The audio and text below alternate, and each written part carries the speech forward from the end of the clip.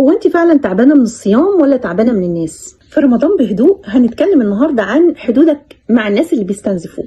في رمضان بنلاقي نفسنا في عزومات كتير، مثلا تلاقي نفسك رايحة عند أهل زوجك، بتعملي أكل للعيلة كلها، بتغسلي الصحون بتاعة العيلة كلها لوحدك بدون ما أي حد يساعدك. بعد كده بتحسي إنك انت مستنزفة، بتحسي إنك انت اليوم بتاع العزومة ده بيبقى تقيل قوي على قلبك. عارفة ليه؟ عشان انت ما حطيتيش حدودك، عشان انت ما حطيتيش وقفة، ما قلتيش انا محتاجة مساعدة، ما قلتيش بمنتهى الادب، عبري عن نفسك بمنتهى الهدوء والادب. يعني ما تغلطيش، قولي يا جماعة ما ينفعش ان انا اقوم بالخدمة كلها، احنا اليوم ده هنتجمع كلنا، كل واحد عليه حاجة يعملها. وقبل ده كله تكوني متكلمة مع زوجك في حدود خدمتك لأهله. مش عيب، مش غلط.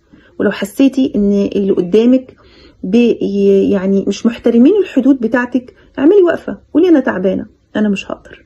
بس كمان خلي بالك من حاجة مهمة قوي، انك ممكن تكوني بتعملي كده وتكوني تعبانة ومستنزفة وانت ضحكة على نفسك وعمالة تقولي ده بر،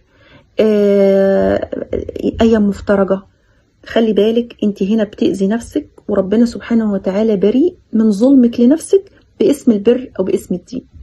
وانت كمان ممكن تلاقي نفسك داخل عليك الشهر الكريم، مطلوب منك مصاريف عزومات، ويا مش رمضان بعدها على طول دخلت العيد، والعيد بقى فيه شروط في العيد، لازم كل طفل من الأولاد يبقى عنده طقم واثنين وثلاثة علشان ما نبقاش أقل من حد.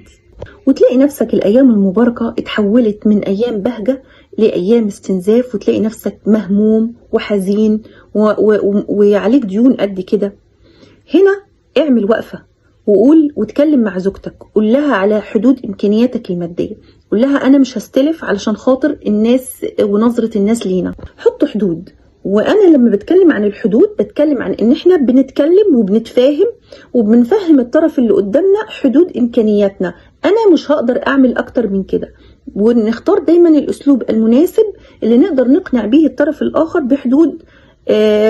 بحدودنا واللي احنا نقدر نقدمه فعلا. الاستنزاف دايما بيبدأ لما احنا نبطل نحط حدودنا.